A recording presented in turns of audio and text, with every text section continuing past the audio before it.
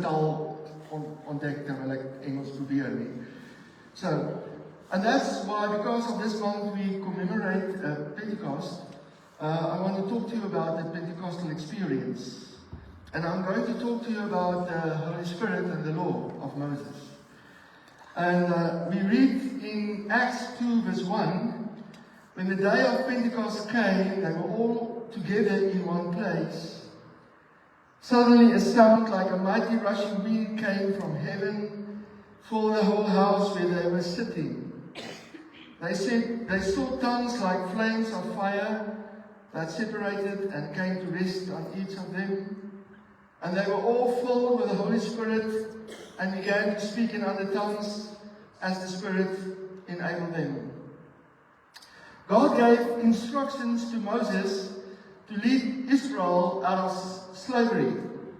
They were slaves for 400 years, and the day before they left Egypt, each household had to slaughter and eat a perfect lamb. And they had to put the blood of this slaughtered lamb on the doorposts of their homes.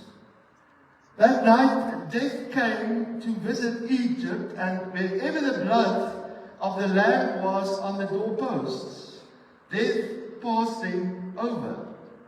And that's why we talk about Passover.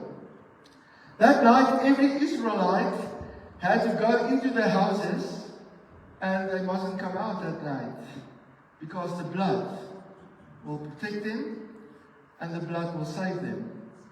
So while they were sleeping, the blood was saving them, without doing anything. They was just sleeping, and the blood did it. They trusted the blood, and the blood saved them without effort from their side, without works. 50 days after they left the land of Egypt, the people stood at a mountain by the name of Sinai. And there God gave to them the law.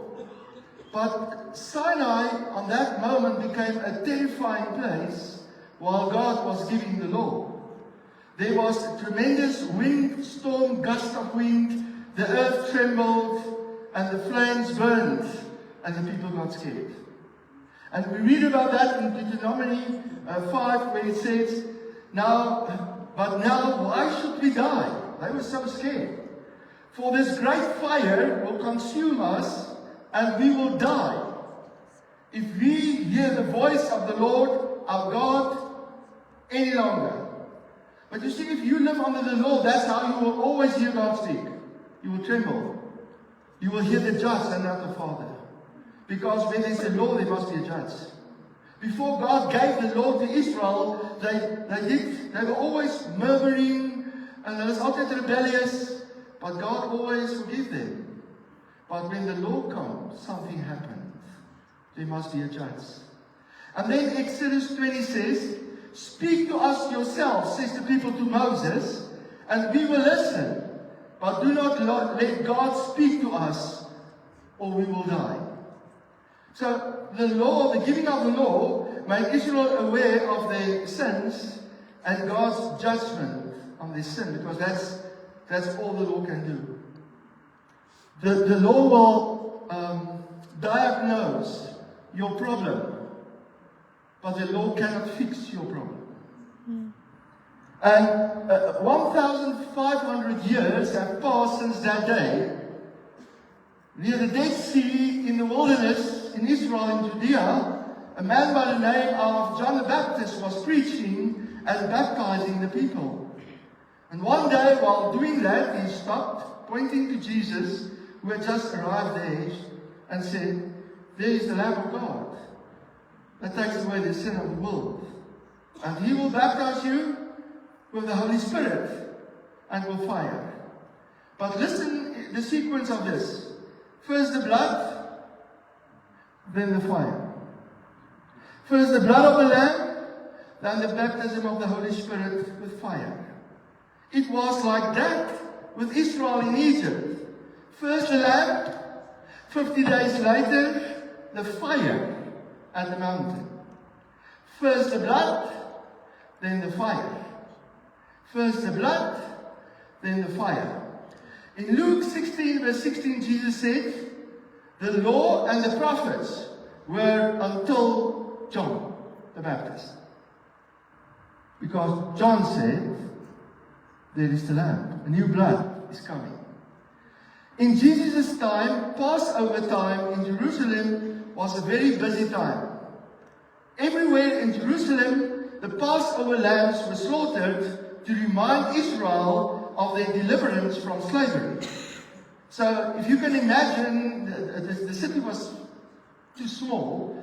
The people of the city had to open their homes for people to come in and stay there. There was no place. That's what the story tells us. So, if you can just imagine all the lambs being slaughtered on that day of Passover. The smell of fresh lamb's blood could have hung easily, heavily over Jerusalem at that time.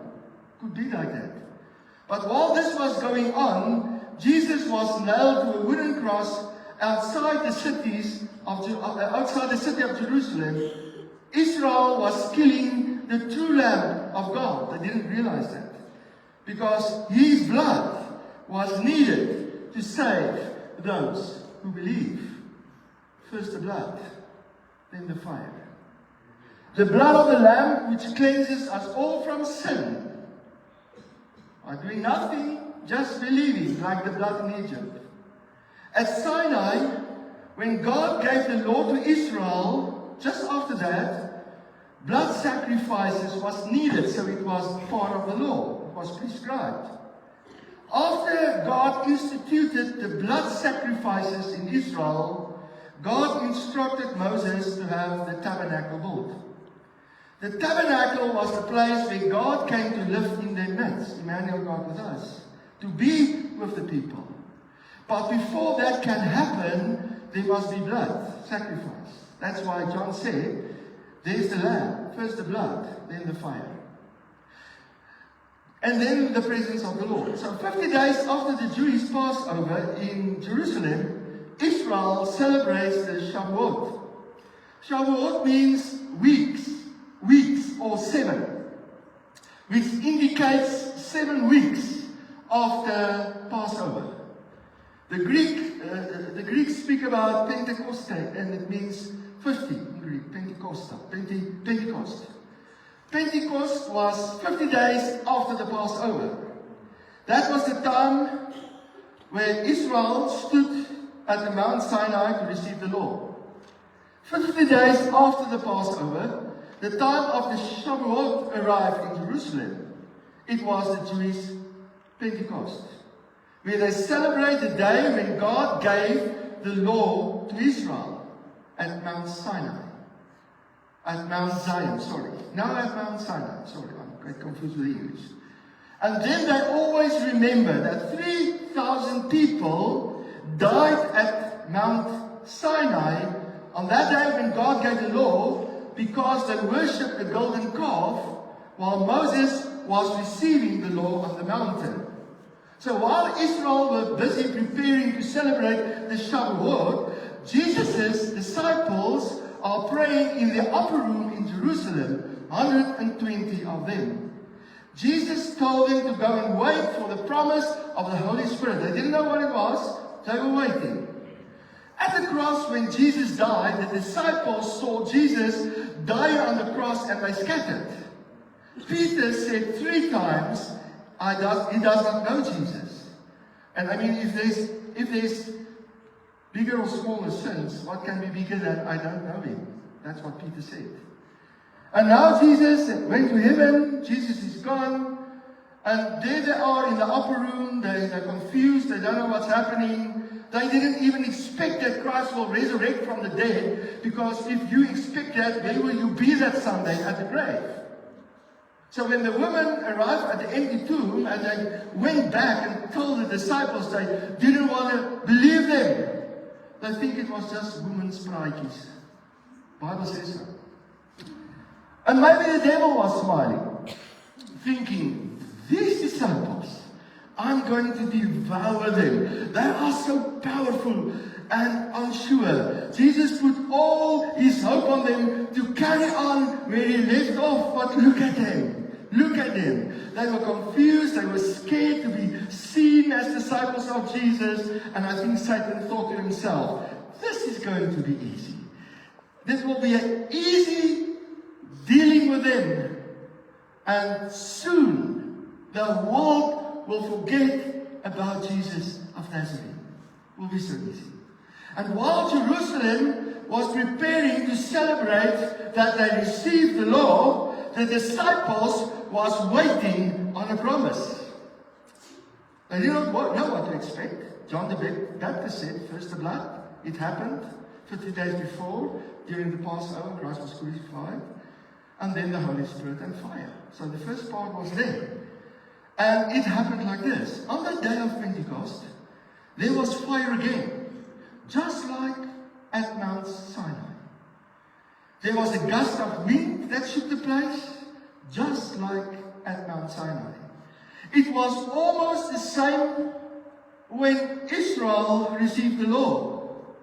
But this time the disciples did not receive the law through Moses.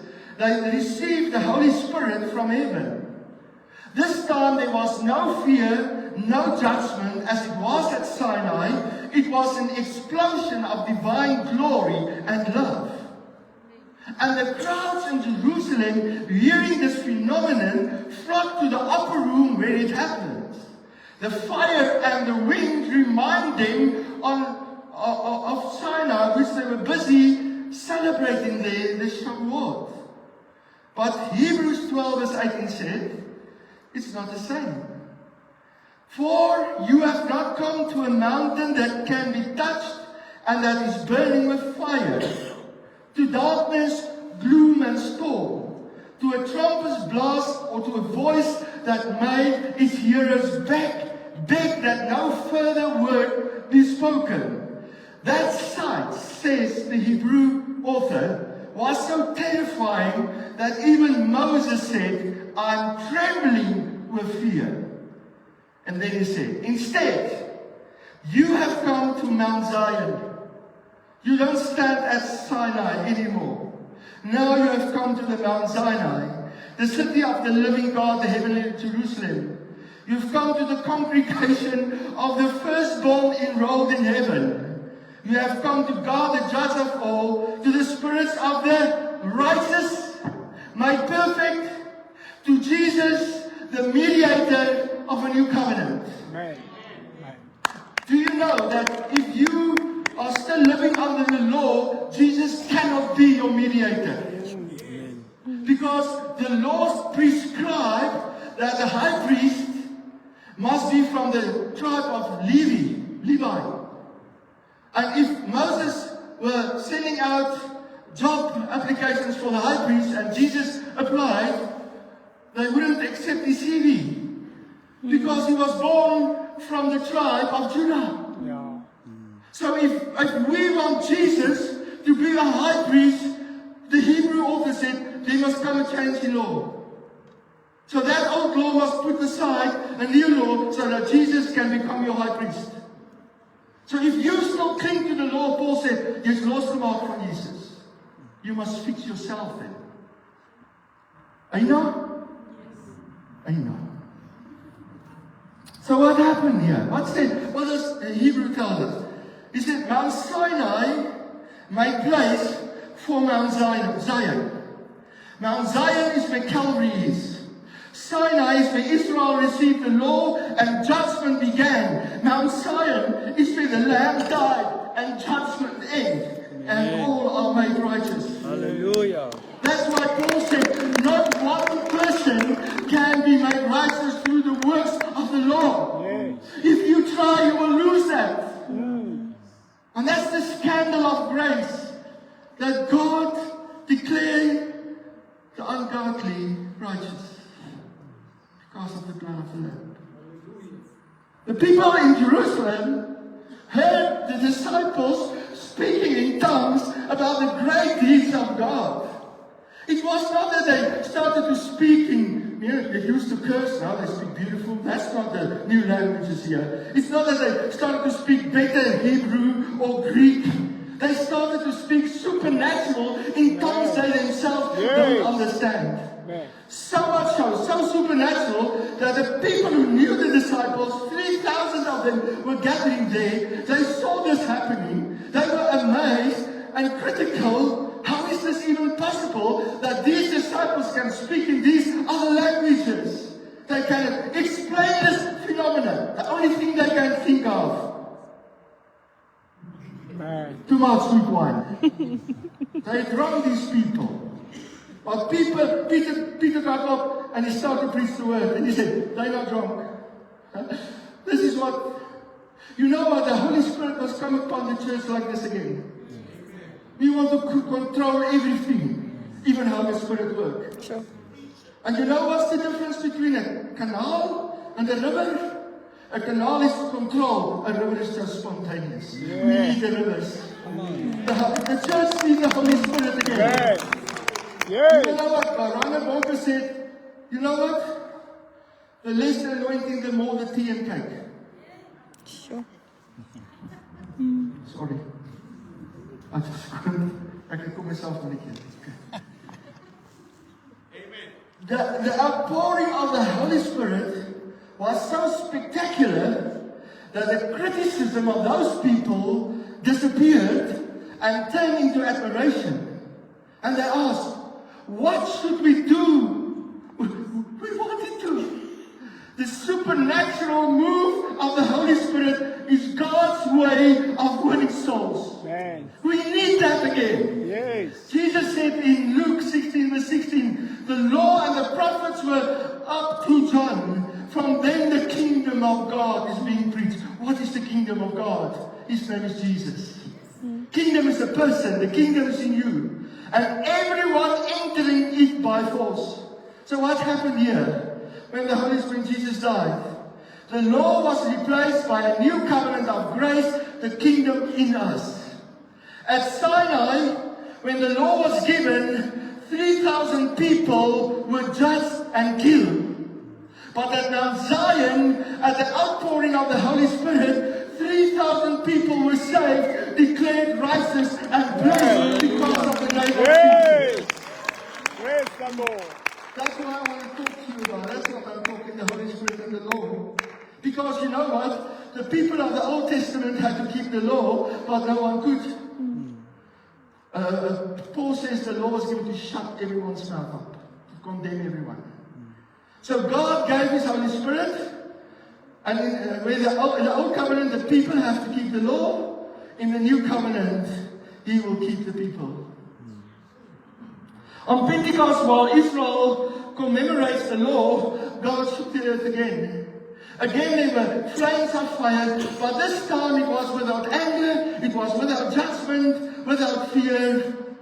And instead of the people said, we don't want, the people said, we want to get close. That's the difference between God's love and the law. The disciples were no better than the Israelites of old, but the blood cleansed them and got them ready for the Holy Spirit. Because it's first the blood, then the fire. The blood took away God's judgment, takes away God's judgment. First the blood, then the presence of God. So the Holy Spirit descended on them like tongues of fire. It was tongues without judgment. The Song of Songs said, because love's glow is a glow of fire, a flame of the Lord. It was not just a baptism of something, it was a baptism with someone, it was a baptism of love. That's what he says here in the Song of Songs. So the Holy Spirit is God's love that descends on the disciples like a flame of fire, not like the fire that scared the people at Sinai. This time the people didn't shrink away, they want to get closer. The word tells us, come to the throne of grace. Come to the throne of grace. Can I tell you something? God sits on the throne of grace. He doesn't change chairs. Sure. Sure. Yeah. God sits on the throne of grace, Hendrik. And He does not change chairs. I wish I can speak to you more about that. So at Mount Sinai, where the law was given, people flinched away. afraid of God. That is why the law, and that's why the law did. But in Jerusalem now people ask, what should we do? We want to get closer. Because the Holy Spirit on you will do that to people who you minister to. So on Pentecost, we didn't receive a law, a better law. We received something else. Not the law that condemns us. We received God, the Holy Spirit, a person who confirmed that God is sane through that gift. I'm not giving you the Holy Spirit because you deserve it. I give you the Holy Spirit because you are so weak that you need me. That's why I give it. I give you the Holy Spirit because of the blood. When the Father said about Jesus at the river where he was baptized, this is my beloved Son. So what did he do? He sent the Holy Spirit on Jesus like a dove to confirm it. This is my beloved Son. Holy Spirit, Pentecost, is our Father saying to you, you are my beloved Son and daughter.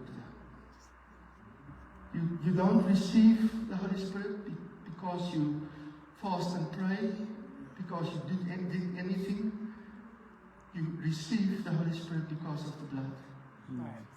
Always the blood, then the presence. And there in Jerusalem, the atmosphere was different than at Mount Sinai. Fear was replaced with love. Doubt was replaced with boldness and joy. Weakness is replaced with victory. Slaves of sins become containers of the supernatural fire of God. Peter, who said 3 times, I don't know Jesus, dies for Jesus later on in his life. The Holy Spirit changed the disciples and they changed their world. The Lord will change you. At the end of time, in the book of Revelation, when people is singing songs of grace, they were not singing about the law, they were singing about the blood. Amen. The only way that we will get there is through the blood of Jesus. Hallelujah. And the blood qualifies you for the presence of God, not your good works, not your good life. No. The new covenant is not about your good life, it's about His good life in you. The new covenant is not about your offering. You see, that's why we don't trust this, because we trust in our offerings. Therefore, we all think we must work to get holy. We must trust the work on Calvary. It's not about what's in your hands for God that qualifies you. It's what is in His hands that qualifies you. Hallelujah. You know, the blood, the dove, only come on the land. The dove came on the land. And Jesus did nothing before the Holy Spirit came in. 30 years in Joseph's, interestingly, he never called Joseph his father because he knew who he was. So he was working there in his father's shop. And then on the day of Pentecost, when he got 30 years of age, the Holy Spirit came on him. And his ministry started. Jesus never do anything about this without the Holy Spirit. The Holy Spirit is not a dogma. The Holy Spirit is not a theology. You cannot explain the Holy Spirit. You can only receive Him. He's God. He's a person. He has emotions. And when God, the Holy Spirit, arrives on the scene, there's always experience. Yes. Always. When the Holy Spirit comes, not something in the corner there. And you wonder if something did happen. You will know when the Holy Spirit comes. You will see it. There's always things happening when the Holy Spirit is. You know? We've got the best organizations, structures. It's nothing without the Holy Spirit. It's cold. I don't think you can impress God. I told Pastor Zachariah yesterday, when he uplifted Jesus, so beautiful in that message. And he spoke about the Tower of Babel, where the people said, you know what, we want to make a name for ourselves. We are going to build a thing up to heaven. Through our works we will enter, you know. And I said, and God sits in heaven And the Bible said, and God looked down and said, I wonder what they are doing there. Let's go down and see.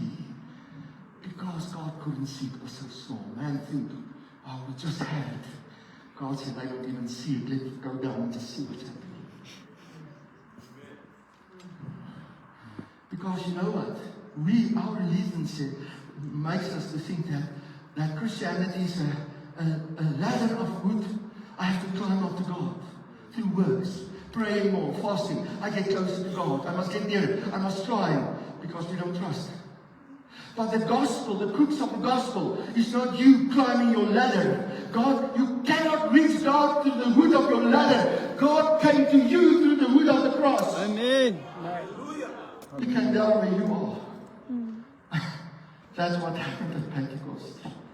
So the Holy Spirit is not a cold, rational thing, an experience. It's a person, and where that person is always experience. The Holy Spirit is so radical, so dramatic that 3,000 spectators surrendered their lives that day to Christ. On Pentecost, God was saying, my son fulfilled the law for you. You cannot. No one could, even Moses, the one who received it, couldn't do it. He missed the promised land. Stop depending on what you can do to please God. Jesus did it all for you. Amen. Hey.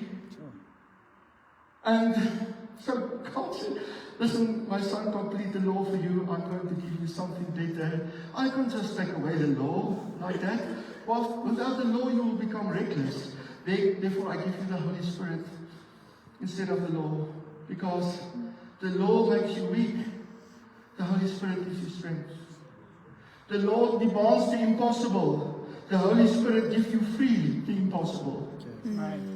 During the time of the law, no one could be baptized in the Holy Spirit. Let that sink in. During the time of the law, no one could be baptized in the Holy Spirit. The blood of the Lamb take away the sin and make the baptism of the Holy Spirit possible. Not our performance, not our good works. Israel was asleep and the blood saved them. Let that be a lesson to us. We can only be saved by the blood. When Moses received the law from the mountain, he came down. There was glory on his face, but the glory faded in a short time. Because the glory don't stay when the law is in the center. Because the law said it's up to you. If it's up to you, the Holy Spirit won't come. So, the glory fades. Under the sin, under the law, well, the Bible says it increases the law. People think law, that grace increases sin. Why do we think that? Why are we so scared of grace? You think God will give you something that can be wrong? I mean, Paul won't receive a beroep van na kerk because he said if sin becomes more, grace becomes more. You better not preach that in church today. They'll fire you. But that's the gospel. If it wasn't like that, the Holy Spirit wouldn't come. People wouldn't be baptized in the Holy Spirit. So, let me wrap up. The gospel was promised when Israel left Egypt. They had to trust not only the blood of the Lamb, they had to trust the whole Lamb. They also had to eat the Lamb. So, they walked out of Egypt on the nourishment of the Lamb in them. We also have to eat the Lamb if we want to walk. Because the blood saved them while they were still in Egypt.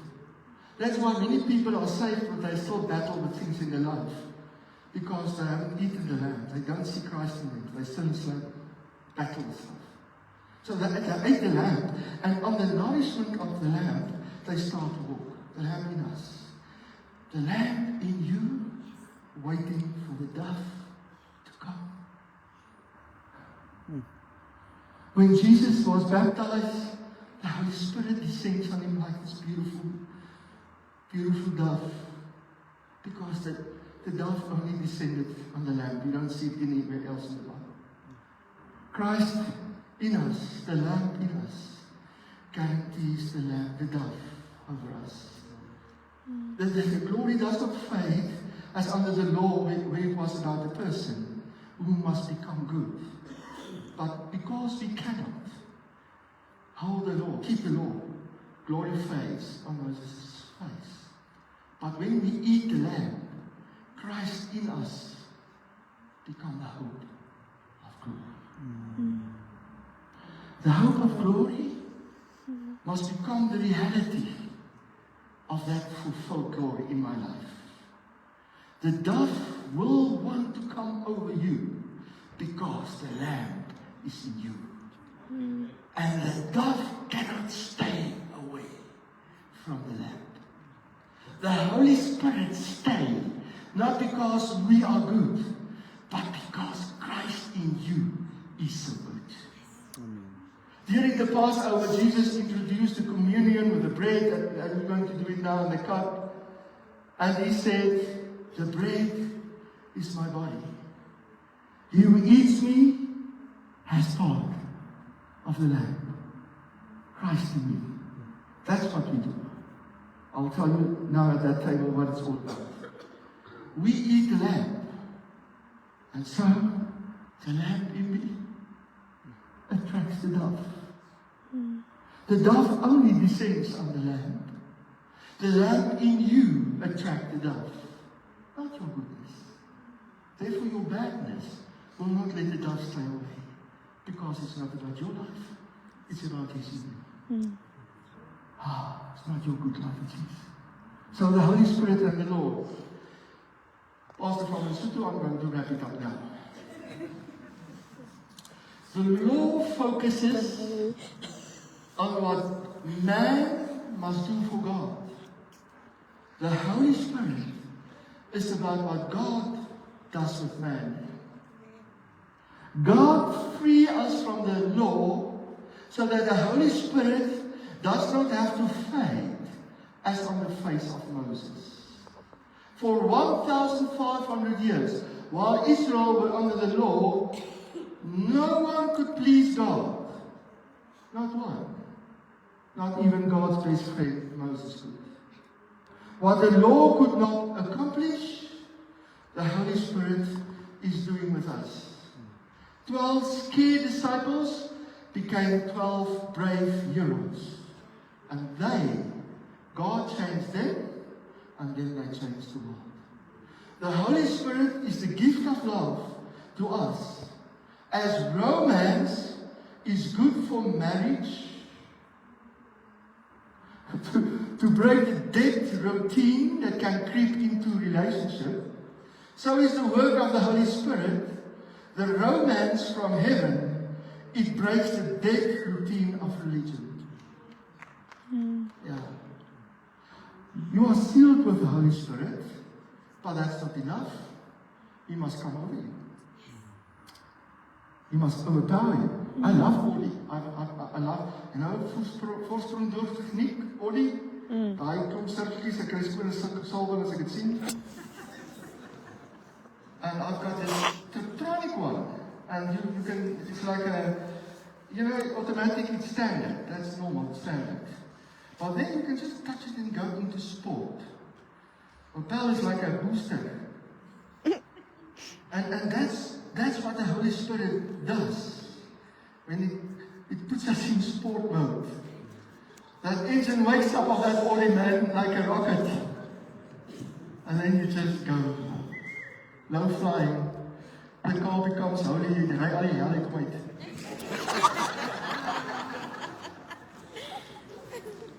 Christ in us. Christ in us wants the Holy Spirit over us. Because they're a team. The Spirit does nothing without Christ. Christ does nothing without the Holy Spirit. If the same Spirit that raised Jesus live in us, He will quicken our mortal bodies. He will ignite the resurrection power of Christ in us. Because the dove loved the Lamb in you. Both are meek, but are most powerful in God's plan for us. After the book, and now I'm going to wrap it off, Pastor. After the last book in the Old Testament, just look at this for nog nie die laaste 5 minute. after the last book of the Old Testament, there were 450 years of silence. Not one prophet. From heaven there was dead silence. No prophet, no voice from heaven. Heaven is closed. God is silent.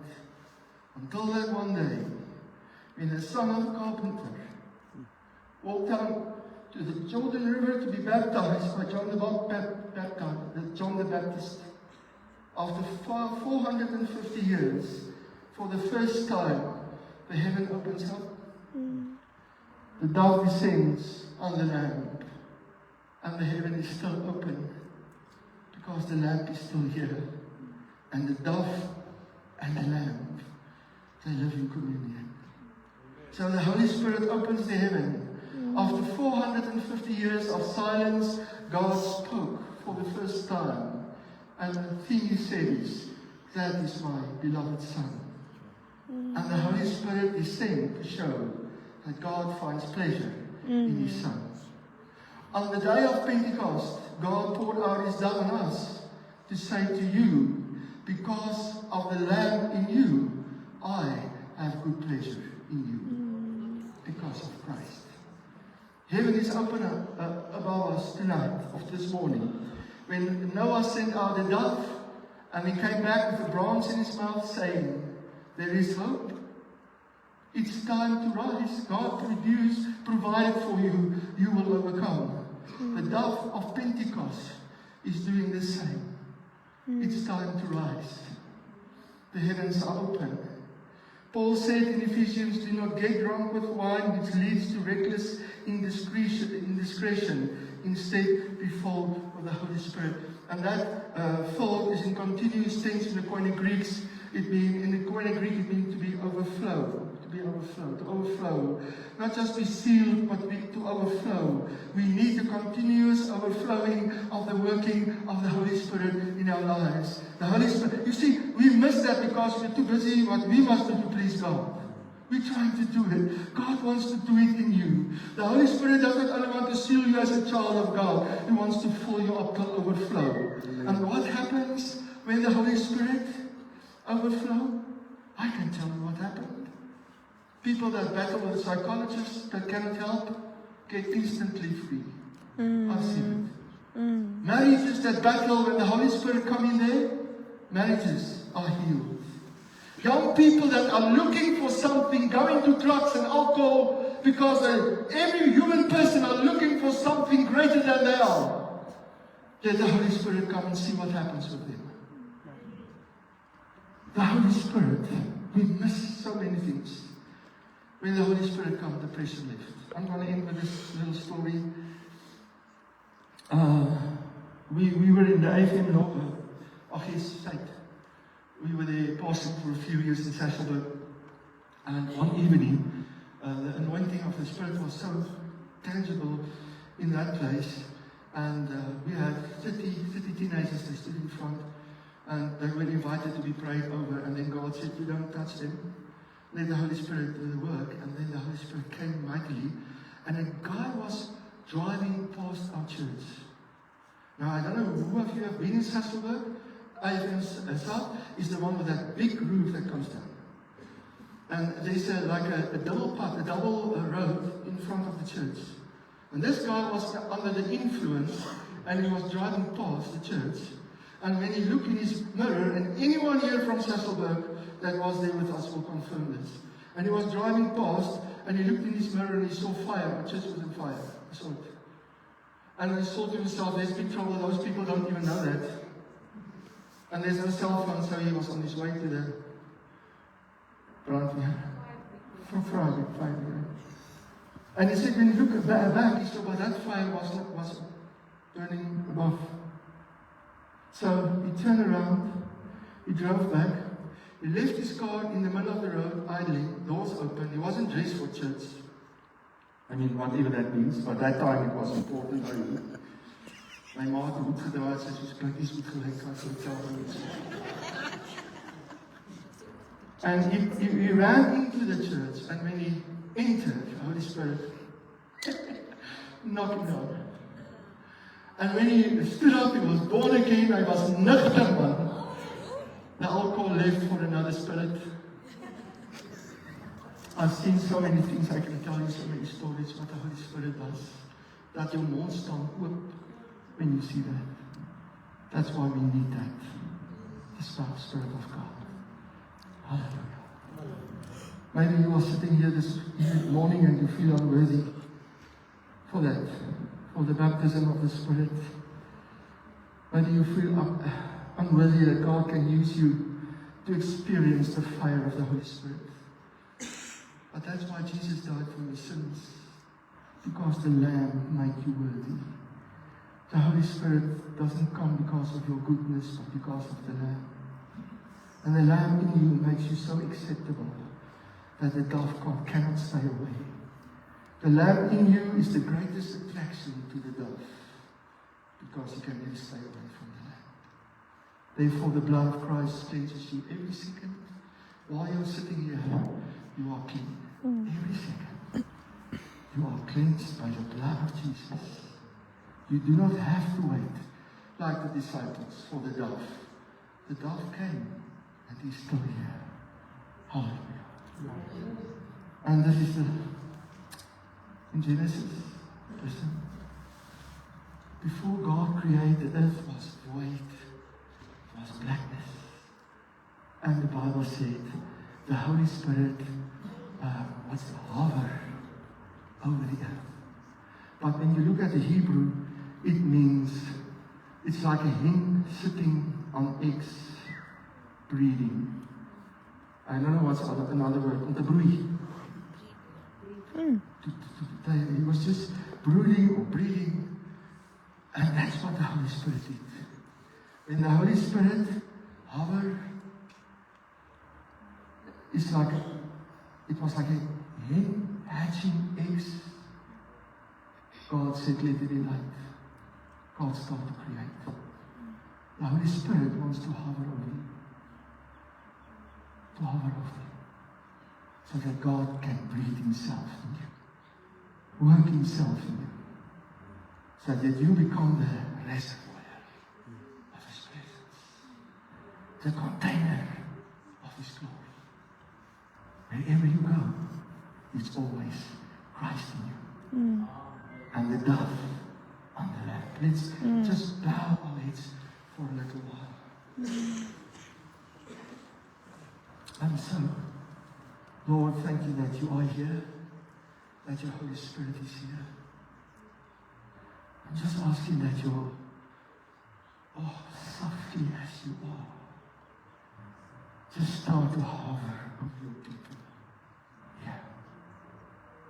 As we sit in your rest, let me just experience this peace of God, this beautiful peace, Christ in us. And let the Holy Spirit reveal the Lamb in me. Let it show Christ in me. Let all my uncertainties go, all my inferiority complexes. I'm not worthy. Thank God, no one of us is. But you make us worthy, because we are containers of the jewel of heaven, Christ in us. Now I pray that in this silence, that you will start to heal hearts that are so uncertain about themselves before you. Those hearts that are worrying, am I acceptable enough? That which I do, is that good enough? Come, Holy Spirit, just show them the Lamb. And that the Lamb is the only one that can please God. And if I contain him, my life becomes pleasant to the Lord. Because my worth doesn't lie in what I accomplish. My worth lies in the one I contain.